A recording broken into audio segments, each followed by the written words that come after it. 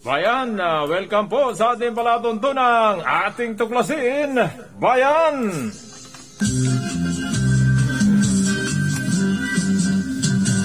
Simula po ngayong araw, ating pagkatandaan, masaya po ating mapapakinggan, Palasyo ang pagmamahal, Palasyo malinis ang tawa, malaki naman magmamahal sa bayan, Palasyo ang ating pagkatandaan, dito sa paborito niyong himpilan.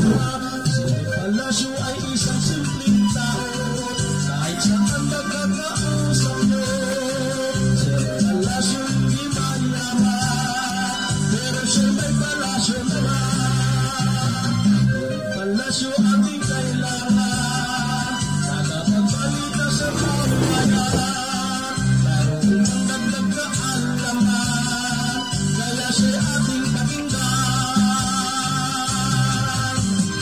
Siya po ang lalaking hindi mayaman, pero may palasyo naman. Simula po ngayong araw, at Yes, Bayan, narito na ang lalaking hindi mayaman, pero may palasyo naman. palasyo ay maliit ang katawan. Si Kuya Rick Palacio Jr. bumabati sa inyong si Rick Palacio Jr. bumabati sa inyong lahat ng isang magandang umaga. Naway pagpalain po tayo ng ating poong may kapal. Araw tayo ngayon ng Miyerkules. Siyempre po sa labas po ng himpilan ng ating mga radyo patrol ng bayan, ating pong mapapakinggan maya-maya lamang ngayon pong araw ng Miyerkules. It's March 10, year 2021.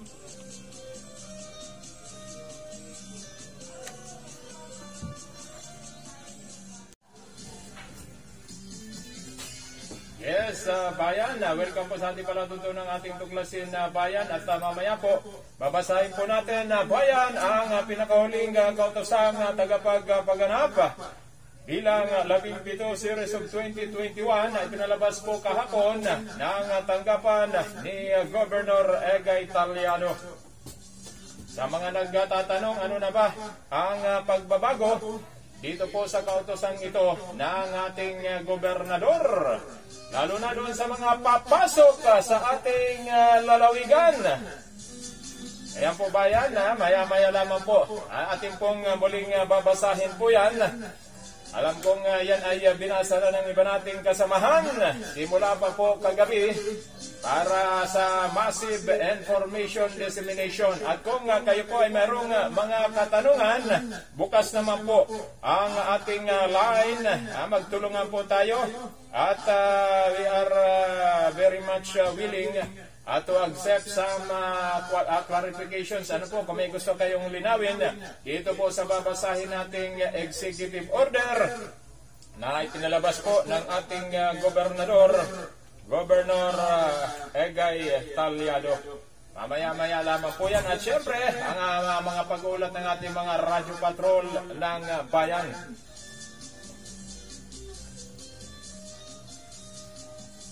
Para po sa kaalaman ng lahat at siguro sa pagkakataong ito, bibigyan natin ng priority. Ito po ang ating bagong kautusan tagapagpaganap ng ating gobernador. But before that, I would like to say isang magandang umaga, panibagong umaga, panibagong pag-asa, panibagong buhay ang muling pinagkaloob sa bawat isa sa atin ng ating poong may kapal upang tayo po ay muling maglingkod na naman sa Kanya sa pamamagitan ng paglilingkod natin sa ating bayan, sa ating kapwa, sa ating bansa, lalong-lalo na ang mga walang-wala sa lipunan, may karamdaman at may kapansanan. Hari na mga bayan, magsilbi tayong liwanag ng pag-asa sa mga taong nasa gitna ng kadiliman. Dahil po sa iba't ibang mga pagsubok sa ating buhay, lalo na ang COVID-19 na nagkaroon na ng panibagong iba't ibang mga variants, Kaya't hindi pa po tapos ang laban, although mayroon ng mga bakuna, pero hindi pa po dyan nagtatapos ang ating laban dito sa COVID-19. At maliban po dyan yung iba pang mga problema siyempre na dumarating sa bawat isa sa atin. Bahagi na yan ng buhay Kristiyano. Lalo tayo pumasok na dito po sa Kwaresma. Ayan po ang pinakamahalagang bahagi ng buhay ng isang Kristiyano. Ang pagnilay-nilayan, ang kamatayan, sakripisyo ng Panginoon para sa atin. Ibinuis ang buhay para sa ating kaligtasan. Tayo kaya, nakahanda bang ibuwis natin ang ating buhay para sa ating bayan? Yan po ang isang malaking katanungan na tanging nasa kamay ng bawat isa ang kasagutan. Sa pangalan po ng bawat Pilipino, sa pamumuno ng ating Pangulong Rodrigo Duterte, sa pangalan ng bawat Camnorteño, sa pamumuno ni Governor Edgardo Egay Angeles Talyado, ako po inyong makakasama hanggang alas 9 lamang ng umaga, ang lalaking hindi mayaman pero may palasyo naman, si Kuya Rick Palacio Jr. po lamang.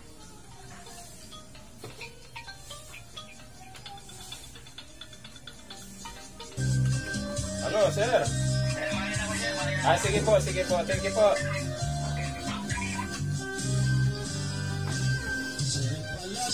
Eto po bayan, as I said a while ago, that we will give highest priority this new executive order issued by the Office of the Governor just yesterday. Kautosang tagapagpaganap bilang 17 series of 2021. Alituntunin sa implementasyon ng Uniform Travel Protocol sa Modified Community Quarantine or MGCQ, epektibo mula ika-8. Kahapon po ito nag-epekto. Ika-8 ng buwan ng Marso taong kasalukuyan 2021 sa buong lalawigan ng Camarines Norte. Sapagkat ang IATF for the Management of Emerging Infectious Diseases ay binuo upang direktang mga siwa sa usapin ukol sa paglaganap ng nakakahawang sakit sa buong bansa para sa kaligtasan ng mga mamamayan ayon sa Section 2, Paragraph C ng Executive Order Number 168. Sapagkat sa kalatas ng IATF, Resolution Number 101 ay sinang-ayunan ang mga mahalagang pagbabago tungkol sa pagsugpo sa coronavirus. Ganon din ang pagtatakda ng Uniform Travel Protocol sa mga mamamayan at sa itinakdang alituntunin ng Omnibus Guidelines on Community Quarantine. Ang Omnibus Guidelines on Community Quarantine, ang probinsya ng Camarines Norte ay mananatili sa kategorya ng Modified General Community Quarantine or MGCQ sa buwan ng Marso 1 hanggang Marso 31, 2021. Sapagkat ang Bicol Region ay mayroong 4,757 na COVID-19 confirmed cases.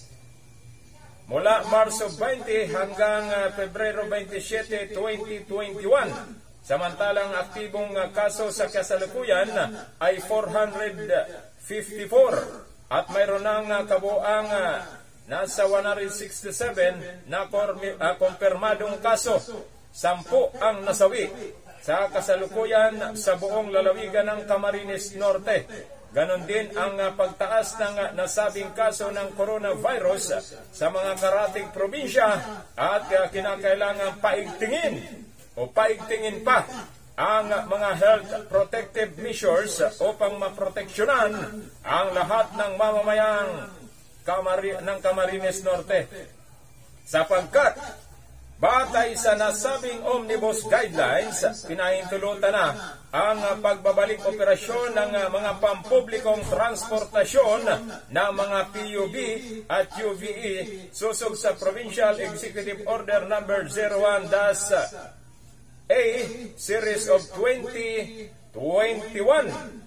Epektibo mula ikawalo ng Pebrero 2021 at dito ay nakasaad ang mga mahalagang alituntunin at obligasyon ng mga mamamayan, ganon din ang mga operator ng mga PUBs, UVEs at public terminals sa pagpasok sa lalawigan ng Camarines Norte.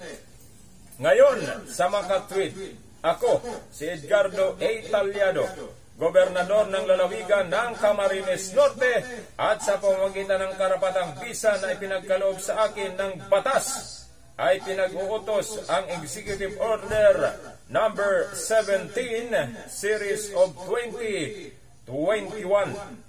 Kautusan at alituntunin para sa Uniform Travel Protocol sa implementasyon ng Modified Community Quarantine or MGCQ, epektibo mula petsa 8 ng Marso taong 2021 sa buong lalawigan ng Camarines Norte.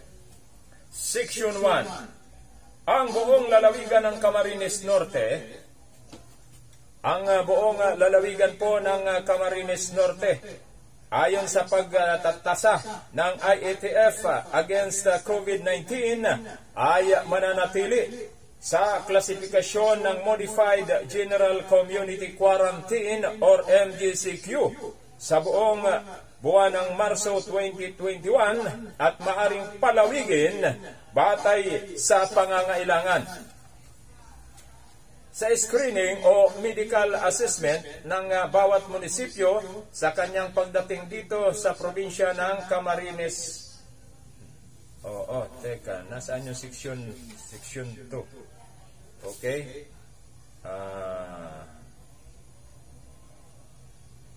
Section 1, ang buong lalawigan ng Camarines Norte ayon sa pagtatasa ng IATF against COVID-19 ay mananatili sa klasifikasyon ng Modified General Community Quarantine sa buong buwan ng Marso 2021 at maaaring palawigin batay sa pangangailangan.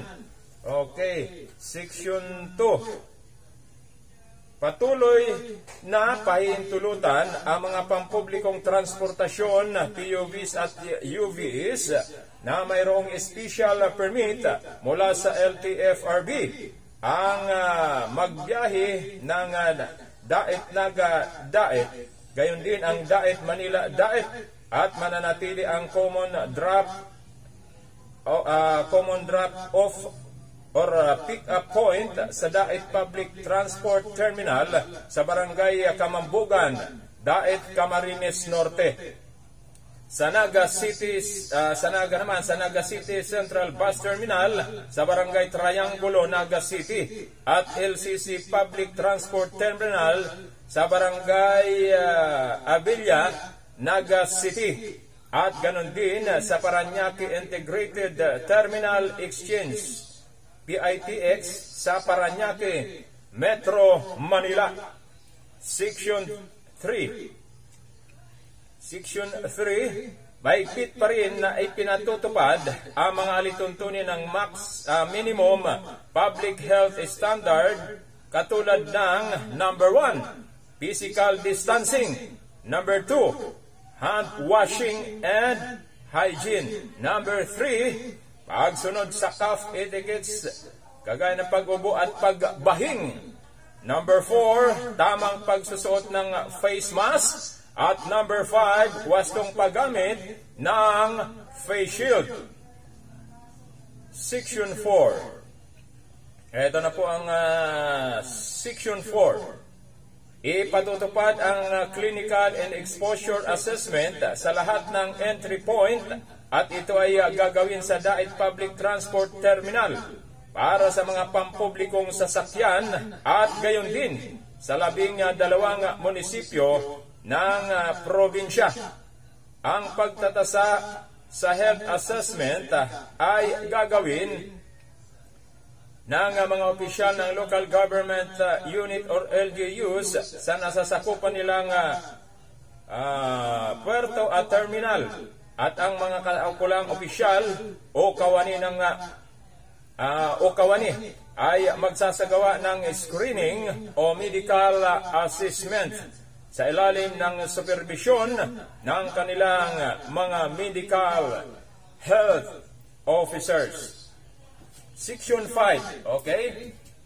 Section 5, dahil sa patuloy na pagtaas ng mga positibo sa COVID-19 sa buong bansa, ay mananatili ang pagkuha ng travel pass or travel authority na lahat ng papasok sa lalawigan galing sa ibang lugar.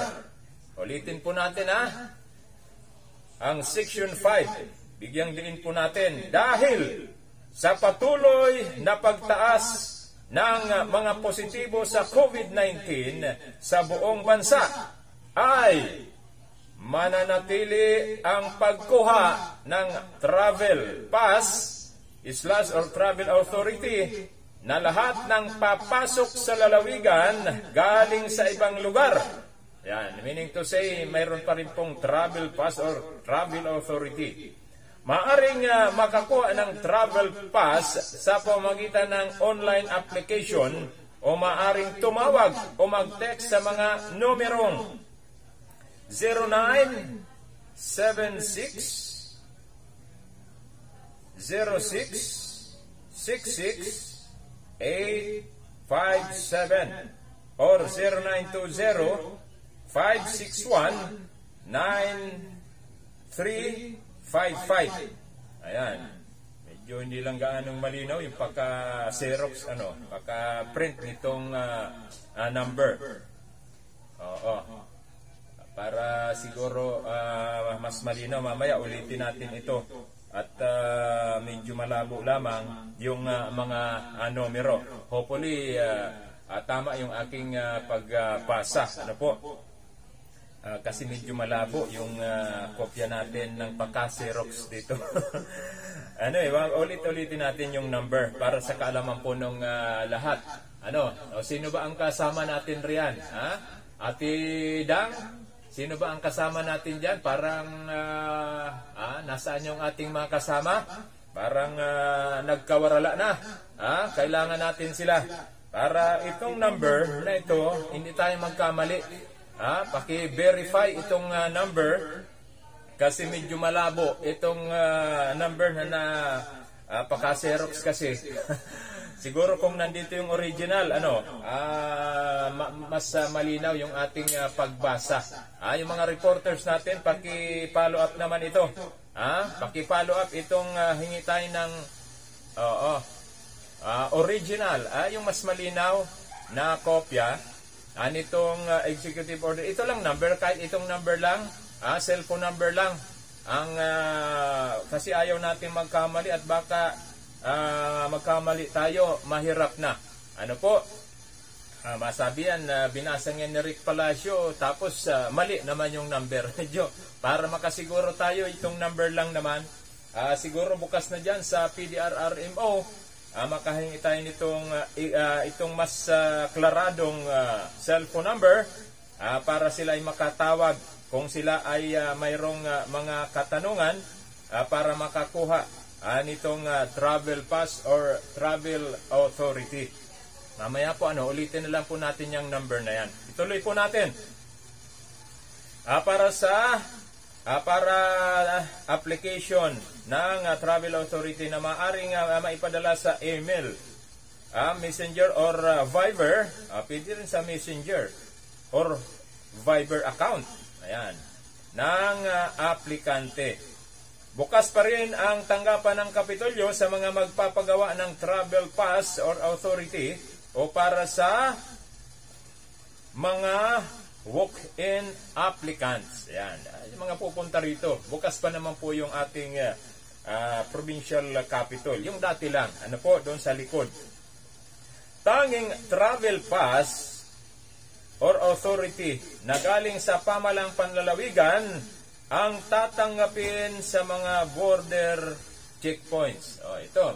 Ito yung dapat po ninyong tandaan doon sa mga papasok, tanging travel pass or authority na galing sa pamahalaang panlalawigan ang tatanggapin sa mga border checkpoints. Kasi mananatili dyan, sabi ni Governor, as yung ating exclusive interview kahapon, mananatili yung mga checkpoints. Okay, siyempre, dahil po sa patuloy na pagdami na naman ng COVID-19 sa Metro Manila, ayaw natin yan na tayo po dito ay imbis na tayo po ay kampante dahilan sa halos wala tayo. Kung minsan man mayroong isa, dalawa hanggang tatlo, ano po. Pero ngayon ay sunod-sunod, zero naman na po tayo. Malaking bagay na talagang pangalagaan natin yang maprotektahan natin ang buong mamamayan ng Camarines Norte. Okay, dako tayo sa Section 6. Ang mga mamamayan na residente ng Camarines Norte o locally stranded individuals, LSI, at nais umuwi sa probinsya ay kailangan na lamang ng dokumento katulad ng okay, ito na po yung mga dokumento na kailangan po ay dala ninyo.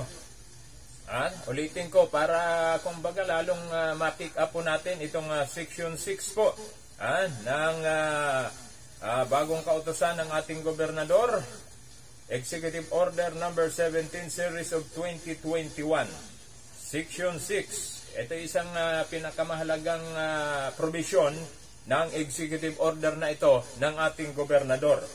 Ang mga mamamayan na residente ng Camarines Norte o locally stranded individuals or LSI at nais umuwi sa probinsya o dito sa atin ay kailangan na lamang ng dokumento katulad ng letter A, travel pass or authority mula sa pamahalaang panlalawigan.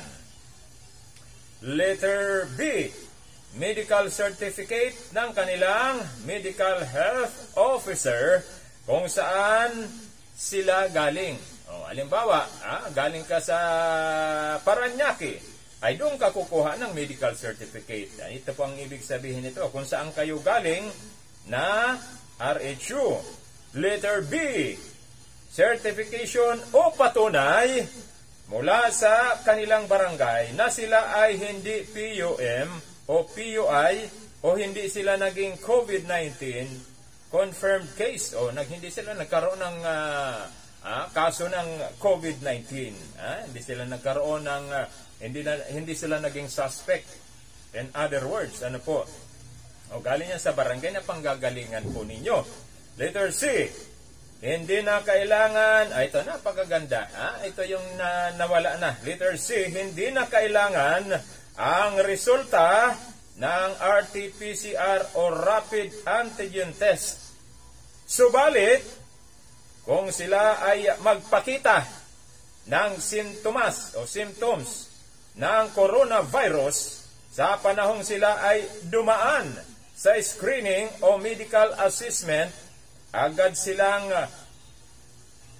iko-quarantine ng 14 na araw sa kanilang barangay isolation unit o sa kanilang municipal community quarantine. Ayan. Iyan po naman kung mayroong symptoms kayo. May sintomas kayo kapag kayo ay nandyan dumaraan sa medical assessment. Pero kung wala naman ay di tuloy-tuloy. Wala na kayong RT-PCR rapid antigen test at hindi na kayo ika-quarantine. Sa mga mamamayang hindi residente, kung may mga kaibigan po kayo riyan, kamag-anak na hindi naman na talaga dito nakatira, pero gustong umuwi, ito po, sa paragraph 2, letter C, section 6. Sa mga mamamayang hindi residente ng Camarines Norte at nais pumasok sa probinsya ay kailangan ng travel pass or authority galing sa pamahalaang panlalawigan at ang negatibong resulta ng RT-PCR o rapid antigen test. Kinuha 2 araw bago pumasok sa lalawigan ng Camarines Norte. At gayon din kung sila ay magpakita ng simptomas sa pagdaan nila sa screening o medical assessment, sila ay i-quarantine ng 14 na araw sa kanilang barangay isolation unit o sa kanilang municipal community quarantine, kung saan po sila siyempre pupunta. Ano po? Okay, malinaw na po yan, ha? Yan yung pinakamahalagang, isa sa pinakamahalagang porsyon ng provision na ito, Section 6. Pero lahat naman po ito mahalaga. Ano po, kaya lang ito lang yung pinaka-applicable doon sa mga kababayan natin na uuwi na dito sa ating lalawigan. At yung mga hindi taga rito na papasok naman sa ating lalawigan. Okay, Section 7. Hindi na obligado ang sino mang mamamayan para i-quarantine maliban kung ang individual na ito ay nakitaan ng simptomas ng COVID-19. Ito ay ayon sa screening o medical assessment ng bawat munisipyo sa kanyang pagdating dito sa probinsya ng Camarines Norte. Section 8. Ano na ito? Section... Tama, Section 8. Mananatili ang limitado nilang mananatili ang limitadong bilang na mga PUBs at UVS na magpapatuloy sa kanilang pagbiyahe batay sa authorization ng LTFRB o Land Transportation Franchising and Regulatory Board. Ang mga driver at konduktor ay obligado pa rin na kumuha. Ayan, obligado pa rin po na kumuha ng RT-PCR o Rapid Antigen Test negative result bago sila makapagbiyahe. Tandaan po ninyo mga drivers natin. Ano po? Mga drivers at konduktor, as is pa rin, kailangan pa rin ay mayroon kayong RT-PCR o Rapid Antigen Test negative result bago makapagbiyahe. Section 9. Pinahintulutan ang mga authorized person outside residence or APOR. Ganon din ang mga kawanine at opisyal ng national at local agencies na magbiyahe. Datapwat kinakailangan magpakita ng valid office or agency ID. Ito lang. Isa po yan. Number 1, valid office or agency ID. Number 2, travel order at travel itinerary mula sa kanilang ahensya at dapat ay pumasa sila sa symptoms screening sa port of entry o terminal. Ayan. Dadaan pa rin doon. Ano po? Section 10. Pinahintulutan ang patuloy na pagbiyahe ng mga delivery, cargo tracking ng agricultural products at iba pang essential goods. Ngunit tanging ang medical certificate na lamang galing sa kanilang municipal health officer ang kailangang dokumento at travel pass mula sa pamahalaang panlalawigan. Ito na lamang ang dapat na makita o isumiti sa border checkpoint sa kanilang pagdaan sa bawat pagbiyahe ng kanilang mga kalakal. At dapat ay pumasa sila sa symptoms screening sa port of entry o terminal. COVID-19 Health Assistance Disk ng Bayang Patutunguhan.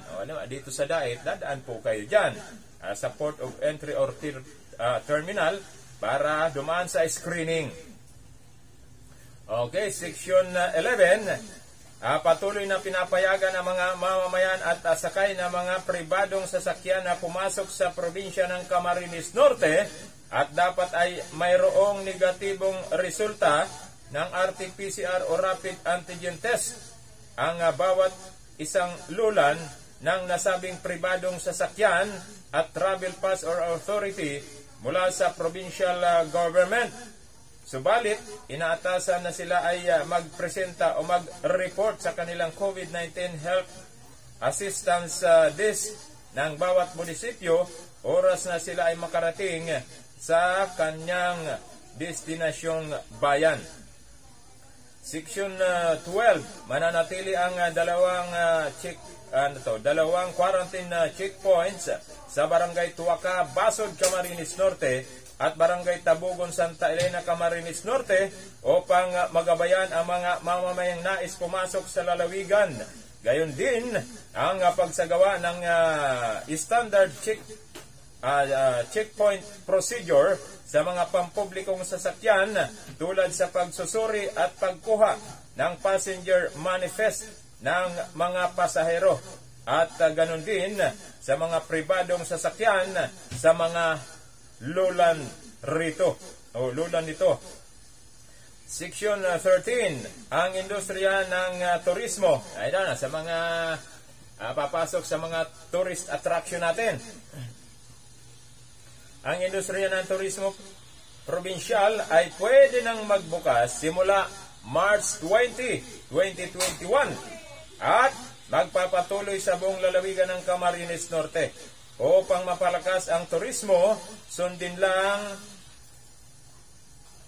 ang ilang paalaala. Ito po, letter A. Kung magkakasama ang isang buong pamilya, walang age limit upang sila ay maging turista sa lalawigan ng Camarines Norte. Wala nang age limit, wala nang bata, matanda. Wala na po, inalis na. Letter B. Kailangan ang travel pass ng provincial government. Letter C. Isa na lamang na negatibong resulta ng RT-PCR ang kailangan na isumiti para sa buong pamilya na kasama sa pagiging turista sa Camarines Norte. Letter D. Obligado ang lahat ng turista na dumaan sa screening o medical assessment sa port of entry ng puerto o terminal kung saan ang kanilang tourist destination. Napakahalaga nito, siyempre. At malay natin, may naligaw dyan na mayroong symptoms ng COVID ay kaagad na maagapan at hindi na po makapanghawa. Letter E, hindi na obligado ang 14 na quarantine, 14 na araw na quarantine sa pagpasok ng Camarines Norte. Subalit, ang sinumang turista na mayroong simptomas ng COVID-19 sa pagdating nila sa point of entry ay kaagad na ika-quarantine sa community isolation unit ng lugar ng kanilang destinasyon. Halimbawa dyan sa Calaguas, pag turista ka, dumang ka sa screening dyan sa point of entry at na-screen ka, na ikaw ay mayroon palang symptoms, ay dyan ka na ika-quarantine. O yung mga kasama mo na wala namang symptoms, o di hindi na siguro makakasama rito. Depende yan sa assessment po. Dadaan kayo sa screening. And then letter F, sa mga turista na hindi magkapamilya o mga magkakaibigang nais maging turista sa probinsya, ay obligado ang bawat isa na mayroong negatibong resulta ng RT-PCR o rapid antigen test at travel pass at karagdagan na lamang ang barangay certification na sila ay hindi PUM o PUI. Ibig sabihin po, pag individual, kailangan ang RT-PCR o rapid antigen test, travel pass at barangay certification na sila ay hindi PUM or PUI. Okay? Dito na tayo sa letter G. Ang common drop-off pick-up point para sa mga turista patungo sa mga island tourist destination ng lalawigan ay tanging sa provincial wharf lamang sa Barangay Bagasbas, Daet, Camarines Norte. Tandaan po natin doon lang po kayo ang drop-off po ninyo o pick-up points. Kung pupunta kayo sa mga island tourist destination, doon lang doon kayo pupunta. Doon ang drop-off, doon ang departure, at siyempre doon ang sakay po ninyo, pick-up. doon po sa Provincial Wharf sa Barangay Bagasbas, Daet, Camarines Norte. O letter H, magbibigay ng kaukulang karagdagang gabay ang Provincial Tourism Office para sa maayos na pag-asikaso sa mga turista. At gayon din sa 12 Municipal Tourism Offices. Ayan, mag-guide po sila kung may mga katanungan yung ating mga turista. Section 14, ang Safe, Swift, and Smart Passage is thus passed Travel Management System ng DOST ang palalakasin para sa one-stop shop application or communication para sa mga magbabiyahe. Section 15, sa mga nagtatanong anong oras ba ang curfew, may pagbabago ba? Batay po sa Section 15, ang curfew hour ay mananatili sa ika-12 ng hating gabi hanggang ika-4 ng umaga, 12 to 4 a.m. Mananatili po dyan. Ano po?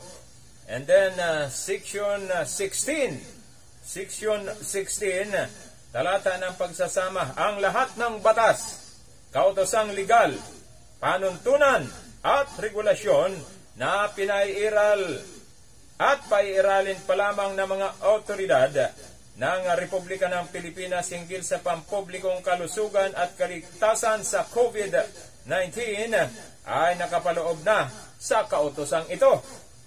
Section 17, talata ng pagpapawalang visa, anumang panuntunan na ipinalabas na at ipalalabas ng alinman sa 12 bayan sa lalawigan na salungat o hindi tugma sa kautosang ito ay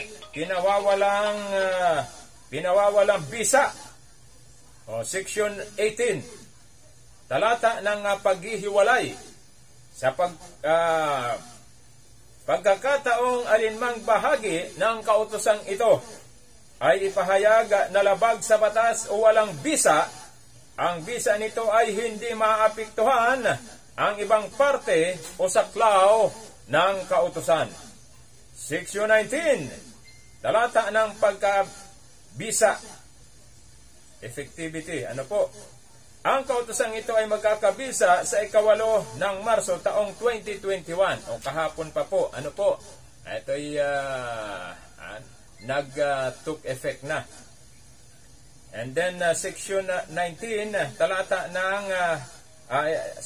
ito na, nag-effect na po yan, ay kahapon nag-took effect. And then sa huli po, sa lahat ng ito, patunay ang aking lagda at ang selyo ng lalawigan ng Camarines Norte ngayong ika-8 ng Marso taong 2021 dito sa Kapitolyo Provincial, Daet, Camarines Norte. Pirmado po, Kagalang-galang Edgardo A. Talyado, Gobernador. Okay, yan po yung kabuuan ng executive order na ipinalabas po kahapon ni Governor Egay Talyado. Effective po kahapon hanggang hanggang wala pang ipinalalabas na bagong kautosan. Okay, yan na po para sa kaalaman ng lahat. At magbabalik po tayo bayan sa iba pang mga balita at mamaya yung agenda naman sa regular na sesyon ng Sangguniang Panlalawigan. Kunin muna natin bayan sa oras na alas 8:21 na ng umaga. Tama-tama, nandito si Ino.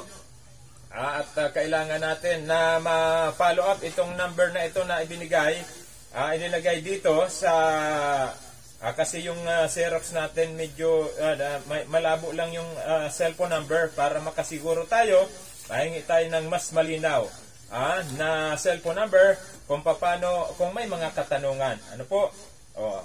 Ayan, si Ino, sige naman ang miss call, tatawagin na, nawawala. Huwag ka na nga magtawag pag ganyan, okay, sige. Magbabalik po tayo bayan pagkalipas lamang ng ilang paalaala. Sa mga pagsubok ng kalamidad at pandemya, ang magdamay. Okay, magandang umaga. Please come in. At isagot magandang umaga sa ating mga nilunok taga-subayda. Ruth, pag-ulit, pinapanalas ng tulog na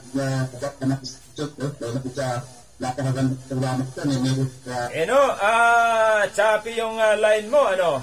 Choppy ang line ni kasamang Ino Noguera. I-try natin, once again. Ino, try daw natin kung malinaw na.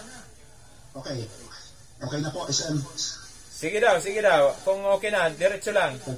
Okay, SM, kapiling ko natin si Mayor Francis on SM Rick at pang-prefer ko kakaugnay po doon sa programa ng Iowa Beso Sanitary Landfill sa bayan po naman ng San Vicente. At bigay ko po ang linya kay Mayor Francis on. Magandang umaga po, si SM Rick. Palasyo po sa kabit. Yes, Ino, dito si Lino. At syempre sa iyo, Rick, at sa lahat ng mga nakikinig dito sa Radyo Pilipinas. Siyempre, lalo-lalo na sa mga kababayan ko sa bayan ng San Vicente. Opo, bago dyan sa Iwabiso na yan, Mayor, are you aware na po na may bago nang nilabas na kautusan ng ating gobernador, mga alituntunin hinggil po sa Uniform Travel Protocol under the modified community quarantine, Mayor? Yes, may bago nga akong doon. Hindi mo pag-aano sa totoo sa bisihan natin, pag-uusapan pa lang namin ito ng aming IMT, although napasahan na ako ng kopya, binabasa ko nga parang kaninang umaga lang o kagabi yun, at yun, may mga pagbabago naman dito sa ating bagong protocol. Opo, at may kopya naman na po pala kayo. Anyway, kanina po binasa ko ito word for word para sa kalaman ng lahat. Pero andyan na po tayo sa Iwabeso na yan na talagang gusto nating pong maging malinaw. Ito pong ino-offer na ito ng company na ito, Mayor. At unahin ko lang yung, di ba nag-visit po kayo doon sa kanilang sanitary landfill. Kumusta po ang assessment po ninyo? Yes, bali yun na nga, alam mo, siyempre, sabi nga niyan, may kasabihan tayo na to see is to believe, di ba? Yes, kasi ikwento mo lang, pag sinabing basurahan, ang unang pumapasok kasi sa atin ay, well, as in, mabaho, basura yan so madumi. Yes po. Kaya, mabilis agad ang impresyon natin na ayoko niyan kasi basura yan. So, katulad yan na nabanggit ko, Rick, noong una, nung ito'y in-offer sa amin ng itong kumpanya na pumunta sa akin, na ito'y hindi naman talaga sanitary landfill ang inaalok nila sa akin dito sa bayan ng San Vicente pagpunta, kundi sa pagtatayo ng hydropower energy sa Manana Port. Okay. So, nagkataon nga lang na nung nag-uusap kami, nagpapunta sila ng parang expert sa mga ganyan. Actually, Spanish nationality pa yun eh. Hindi siya Pinoy, kundi isang Spanish. Ngayon, nung andun na kami, binanggit na sa akin, Mayor, kaya na ito ang 2 megawatt, sabi niya. Kaya okay ito. Pagkatapos nung nagawa na nila yung study nila, biglang tumawag sa akin na yung una namin na tumingin na dito. Okay. Tupo ng mga taga-Cebu na sila Mike Cañete ng Meadowland parang corporation. At sinasabi nila sa akin na, Mayor, naaprubahan na yung application namin sa Department of Energy at anytime pwede na kayo mag-umpisa. So, yun ang kwento. Kaya sabi ko, hindi na pala tayo pwedeng pumasok kasi may nauna na. So, okay, sabi mo nito kausap ko. And then bigla sabi niya, Mayor, isang problema ngayon ng mga bayan, ng mga probinsya, talang sanitary landfill. Opo, oo. Pero kaya kami doon sa Albay, matina yung sanitary landfill, kasi nga, yung mayor ng Daraga, si Mayor Hausan, okay, the time, ay kinasuhan ng ombudsman kasama ang lahat ng kanyang mga sangguniang bayan. Oo. Dahil hindi nila sa pagsunod dun sa tamang ayos ng basurahan, yung open dump site ng Daraga. So gumawa kami na isang sanitary landfill na itinatadhana ng DENR. Okay. Private ito. Tapos, ayun, ang Daraga ay nakipag-usap kami dun sa mayor na kami ang tatayo instead na kayo pa. So, sa madali sabi, nag-investan niya kami at na pumayag ang Daraga. Malaki ang nag-asolve. Magkano po? Ngayon, ang sabi nila mga 200 million ang kanilang investment. Nako, malaki pala.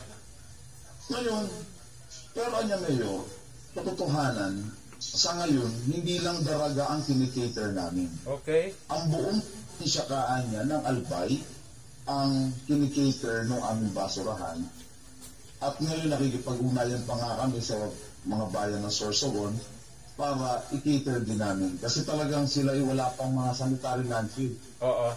Naman ang ito lang, klaseng ito ng basurahan ang itinatadhana ng DENR.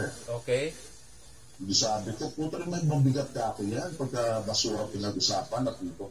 Pero sabi niya, pero wala namang mawawala. Wala namang mawawala kasi nung binis negative din sila. Sabi niya, patay tayo dyan ngayon pag nalaman ng mga kababayan, nagagalit sa atin. Oo. Kaya nung CEO ng anong kumpanya, subukan yung pasyalan para makita nyo. So, okay. Oo nga naman. Bakit di natin pasyalan, tingnan? So, pumunta kami ng Albay. Tinignan namin yung pasilidad nila. Yan ang pinakamagandang parte, Mayor. Kami doon, talagang pagpasok namin ang tansya from the National Highway. Oo. Opo. Yes. Galing doon sa National Highway, mga 700 meters lang ang layo. Malapit lang sa kalsada. Oo. Tapos, doon mismo sa barangay na natatayuan, ay, kunyari, just imagine na barangay road, andun lang din, mga siguro sabihin natin yung sanitary landfill, mga 200 or 100 meters lang ang layo. Gaano kalawak po yung occupied ng sanitary landfill? Mga more or less ilang hectares po ba? Ang total land area daw nila doon ay 20. 20 hectares? Malawak ano? Tawa nilang sanitary landfill na unang hinukay ay kalahating ektarya lamang. Parang cell 1. Yes, yung doon sa una. Ngayon, nakita namin, walang amoy, walang langot. Oo. Para nagpakita niya na ang nasa sanitary landfill ay hindi ito yung mga basurang mabubulok. Hindi ito yung mga basurang may amoy. Hindi ito basurang sabi natin makakaperwisyo sa kalusugan at sa environment. Ano po? Ito mga pwede mo lang itapon dito, Rick, ay yung mga tinatawag na residual waste. Yes. Yung mga basurang talagang hindi mo na pwede pakinabangan. Opo. Sa facility niya, meron siyang, kasi may nagsasabi, bakit hindi natin ngayon gawin yung material recovery facility? Hindi doon. Kasama yun doon sa package ng SLF. Yung mga kalakal na mga pwedeng pakinabangan, nare-recover nila yun. Yung pera pa sa basura, in short. Oo. Ang totoo, sabi nga nila, ito ang yung mga taga dito sa barangay, ay inaalaw namin pumasok, mga lakal, ng 2 oras lang naman, regulated. Okay. Tsaka hanggang 6 in the morning. 2 oras. Ang dami. Tapos kami na rin ang bumibili kaanya ng mga nakukuha niya. So organize, maayos. Kaya sabi ko, oo nga, hindi natin gawin. So pinag-usapan namin, maayos naman. Wala akong nakikita yung lugar na aming pwedeng pagtayuan ay napakalayo. Rick. Opo, ilang kilometer? Ay, malayo. Napakalayo na. Ilang hectares po yung intended for that project? 6 na hektarya.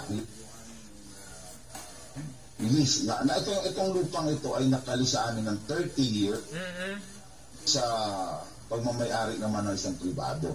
Okay. Opo. Oo. Ngayon, Nakapaloob brick dun sa pinasa namin CLUP o okay. Comprehensive Land Use Plan. Yes po. Basta-basta na lang magpatayo na hindi yan nakalagay sa yung solid waste management plan. Yes po, oo. 10-year solid waste development. Opo. Lahat, andun yun. Ngayon, alam ko na, so nagkaroon na tayo, ano ko sa Sangguniang Bayan, then nagkaroon tayo ng mga proseso, ang SB. Nagkaroon ng public hearing, ginanap sa plaza. So lahat, ginawa. Tapos, yun na nga. Ibig sabihin po, ganap ng isang ordinansa yung pag-construct niyan? Yes, at tumaano na, ano na to, ano na. Effective na. Na okay na to. Talaga dumali sa tamang proseso. Lahat ng kailangan para sa... Pero hindi pa pala hindi pa ganap. Kasi after, alam mo ang ano na to is after na ito yung kunyari local ordinance. Opo. Ipapasok pa namin doon sa ganyan panlalawin. For review, ano po? Okay. Pa nga sa akin dumadaan dahil. Opo. Yung dadaanan. But during the public hearing po, Mayor, siyempre, nandun po kayo during the public hearing? Nasa munisipyo ako, pero wala ako doon sa pinaka, tawag dito. Vinyo? Kasi hindi naman talaga ako doon kailangan. Opo. Sangguniang Bayan? Na ang Sangguniang Bayan ang magdedepensa. Yes po. Medyo alanganin tayo. Oo. Pag tayo lumabas pa doon, parang siyempre kaya... Baka pag-isipan pa kayo ng kung anong negatibong bagay. Check and balance natin from the executive and the legislative. Kaya nga, di ba, may mga ordinansa, batas na, di ba, pag ayaw ng mayor, ay binigito. Opo. Kaya pag long legislation, sa Sangguniang Bayan. Pero po, anong feedback during the public hearing po? Batay sa report siyempre sa inyo ng mga ilang kasapi ng Sangguniang Bayan o ni Vice Mayor, may mga nagkontra ba during public hearing? Wala naman? Mayroon. May mga pabor, may mga nagpaabot din naman ng kanilang pagtutol. Yes po. Yun yung essence Yun yung essence of the public hearing. Opo, tama. Oo. Pero majority po, ano ba? Doon, siyempre may majority yan. Sino ba ang total? Sino ang pabor? Wala naman, actually, Rick, naging kagawad ka ng bayan. Wala namang sa public hearing ay hindi naman tayo nagtataasan ng kamay. This is to inform the public that we're going to have a batas, a law, may papas. Kasi this is a requirement na itinatakda ng batas. Diba? Ito isang requirement pa isang ordinansa. Pero nahulugan naman na pag may tumutol, hindi mo na pwedeng ituloy. Kaya ito Rick, gusto ko nang anuhin na natin, wala tayong masabi sa mga detalye. Ito na nga sabi ko nga, ang tanong dito, ito bang pagtatayo namin ng SLF or sanitary landfill, ito ba ay labag sa batas? Ang tanong ko. Yan nga ay alinsunod sa batas Ipinag-uutos ng batas. Rick, ito ang inuutos sa amin ng DENR, Republic Act 9003 na Yes po. Oo.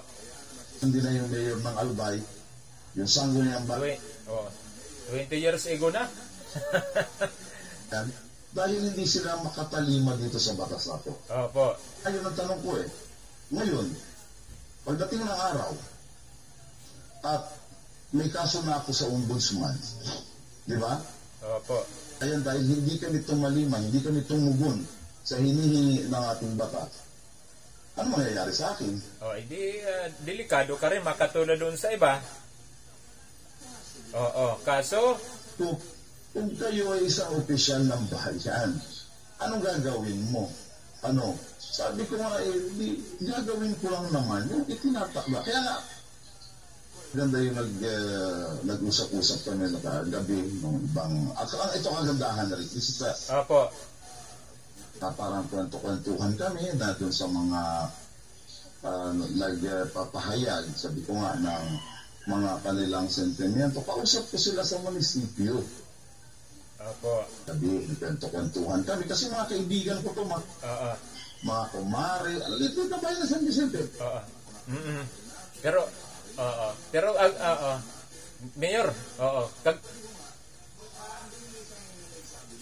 sabi niya, at karamihan kasi doon sa mga nagbibigay ng mga sentimiento, ang ganda na sinabi niya, hindi ko nalay ko, sabi niya, kayo lahat, karamihan sa atin, except parang isa o dalawa na wala na sa government service, na sabi niya, nagbibigay ng parang ayaw. Kanya all the while, kasi taga-gobyerno rin siya, all the while, akala ko niya, iba ang sinumpaang salaysay, ay ang out of office, sinumpaan natin, ng mga elected official, at saka yung simpleng government employee. Pero nung tininan ko yung out of office, the same lang. Francisco, of San Vicente Cabarines Norte, having been elected to position of blah, blah, blah, blah, blah. Tapos na sa may dulo. Ano sinasabi dun, Rick? That I will obey the laws, legal orders, promulgated by duly constituted authorities of the Philippines. Yes, tama po. Yes po, tama. Now, the question is, ang sanitary landfill is it a legal order? Yes. Order ito ng DNR. Is this by duly constituted authority? Yes. By the DNR. So, sabi ko, paano kung hindi natin ito sundin? Ano mangyayari sa atin? Kaya, Mayor, siguro, in short, although may natural na yan, sabi natin, we are under the democratic form of government, natural na may mga negative, may positive, di ba po? Ngayon, ang binabatayan nyo ay yung legality, legal yan. Tapos, ang siguro, ano po yung, matanong ko lang, ano po yung tinututulan ng iba? Anong reason nila? Bakit tumututol yung ilan? Ay, ang nga nila talaga, sabi nila is, wala sa aming problema, yes kami. Nagbago na sila.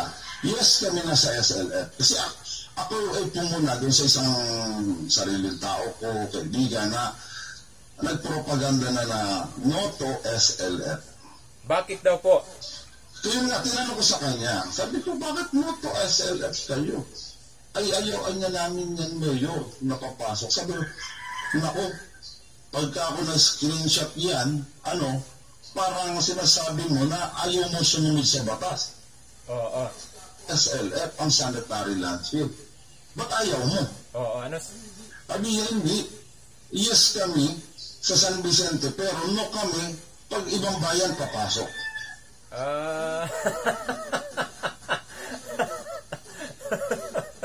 Pakilagay mo. Huwag general. Huwag general. Bago na nga sila. Yes. Sabi ko, Rick, talagang ito, kung mag-attend ng mga public hearing at maiintindihan, sabi nga nila, kahagabi, Mayor, kulang kasi sa paliwanag. Marami naman talaga sa social media ang nakikiuso. Pag ng bagong profile pic, tanungin mo, bakit yan?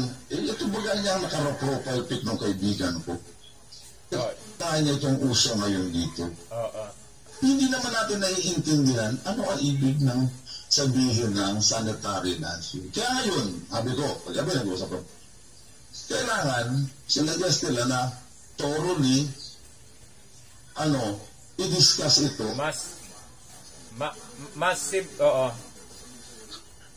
Hindi lang ikaw, yung ibang mga media practitioner, tulungan niyo ako magpaliwanag. Yes po. Kung sanitary landfill, ito ba yung mga, ano ba pwede dito mga itapon na basura? Kasi talagang kailangan natin ay proper education.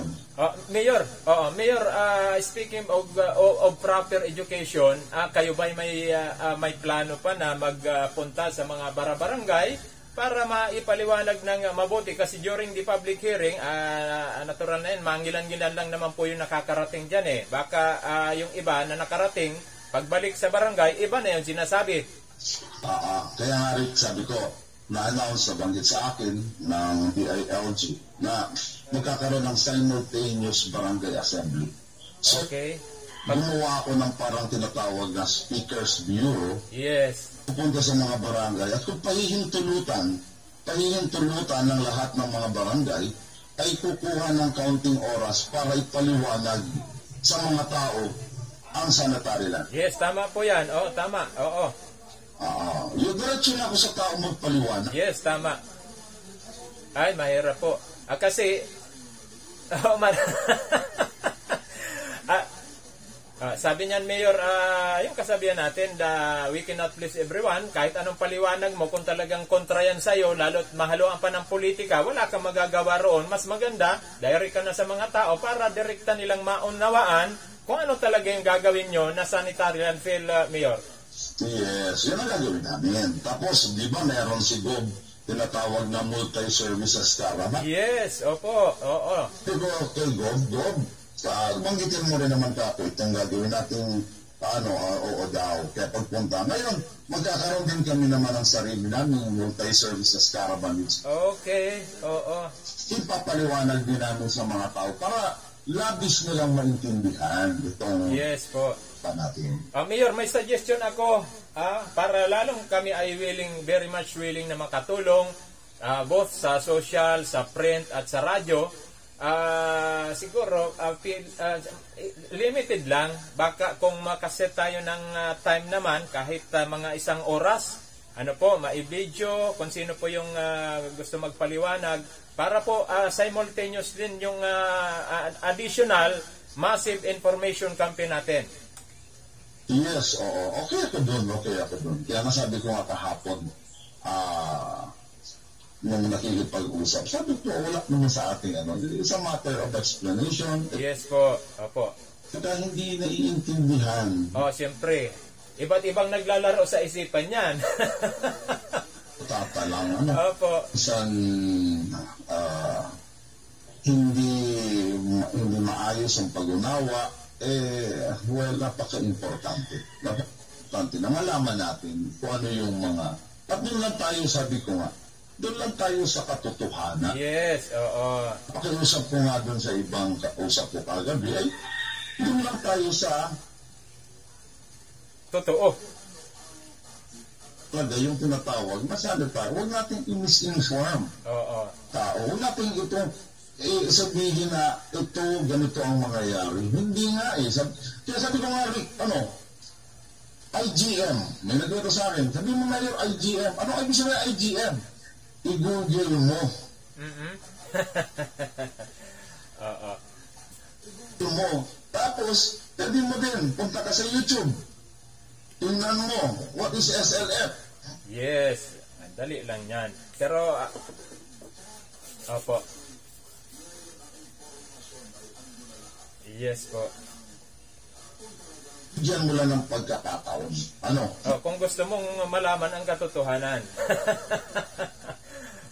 Wag lang mahaluan ng talaga natural na kuminsan talaga pag nahaluan ng politika, kahit napakalinaw na yan, palalabuin pa yan ng ilang mga kalaban sa politika, syempre. Pero Mayor, medyo kinakapos na tayo sa oras.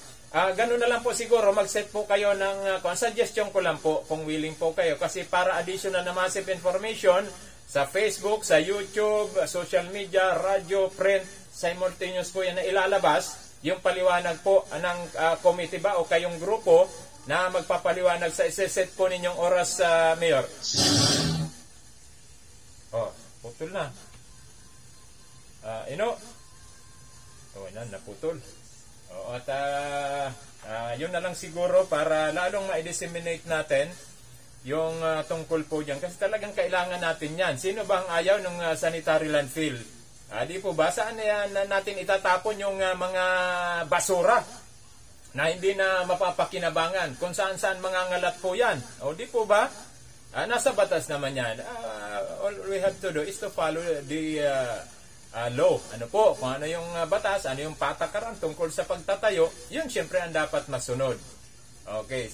Yan naman, siyempre susundin po yan at nandyan naman ang gabay ng DENR. Di ba? Hindi naman yan basta na lamang papayag DENR na makakaapekto naman sa kalikasan.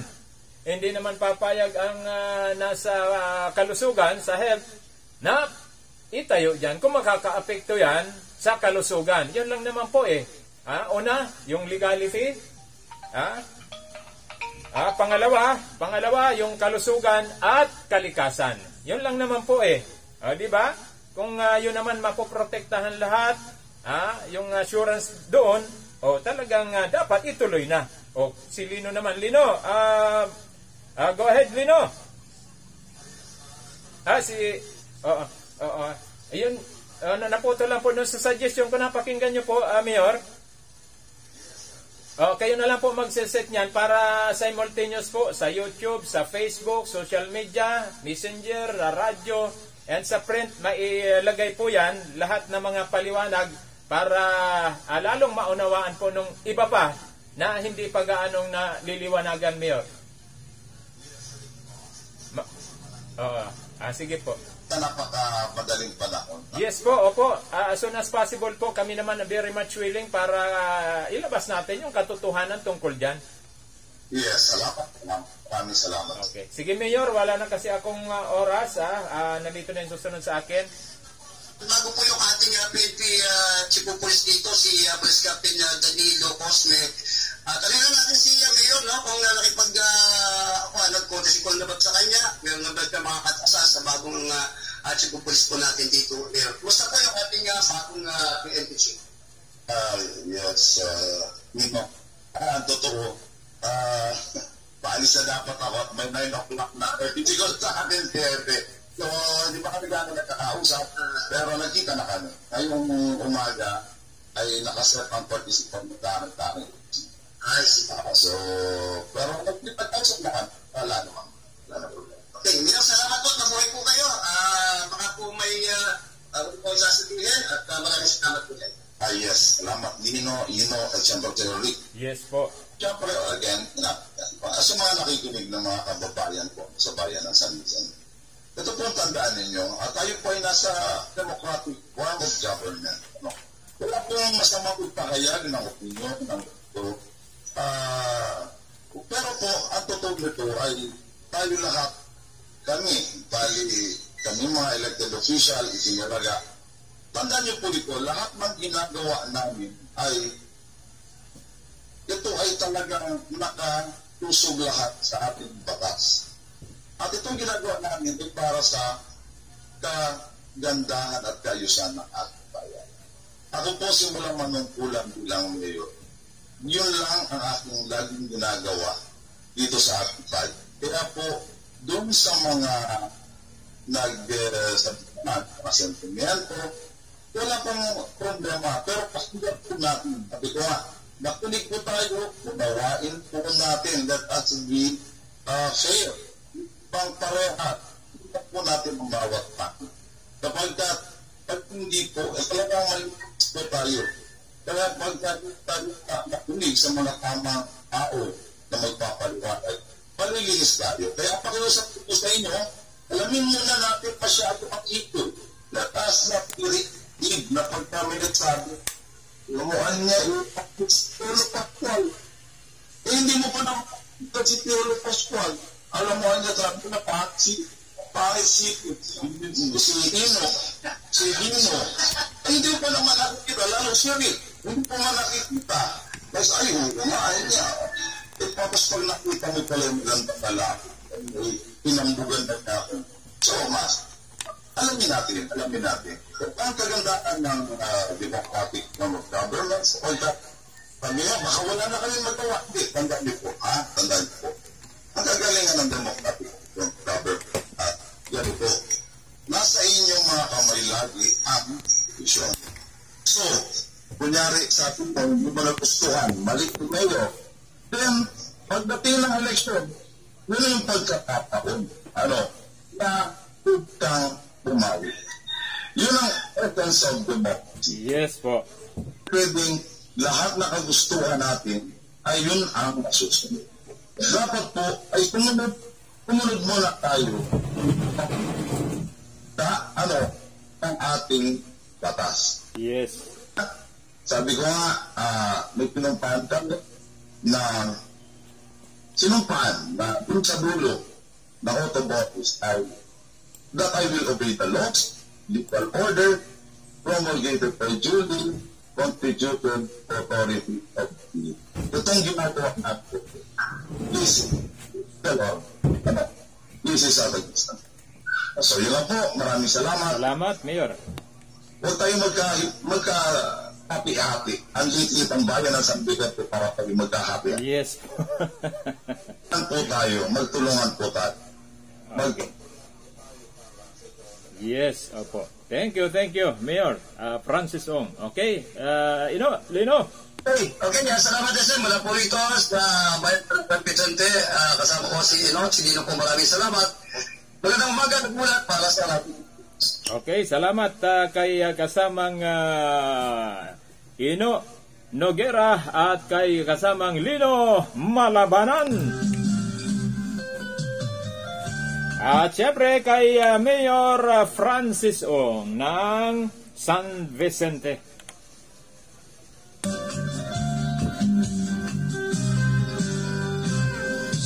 Palasyo ating kailangan, nagpapalita sa taong bayan, mayroon pang dagdag kaalaman, kaya siya'y ating pakinggan. Okay, bayan, sa pamagitan po ng ating panayam na yan, kay Mayor Francis Ong, ay tayo po unti-unti na mag-exit at malapit ng mag-alas 9 ng umaga at mamaya pong hapon, mayroon pong regular na sesyon ang sangguniang panlalawigan at batay po sa hawak nating agenda ay mayroong appearance ang ating bagong provincial director. Ano po? Si Police Colonel Julius D. Guadamor, ang OIC Provincial Director po ng ating lalawigan. Ito ay in connection po sa SP Resolution number 103-2021, a resolution encouraging the CNPPO to use body camera and performing police operations and regarding the crime incidents that happened in the province in the past few days involving deaths of some individuals. Okay, yan po ay bibigyan ng linaw mamaya ng ating OIC PNP Provincial Director. At siyempre sangguniang panlalawigan sa pamumuno siyempre ng ating Vice Governor Konkon Panotes. Sa pangalan po ng bawat Pilipino,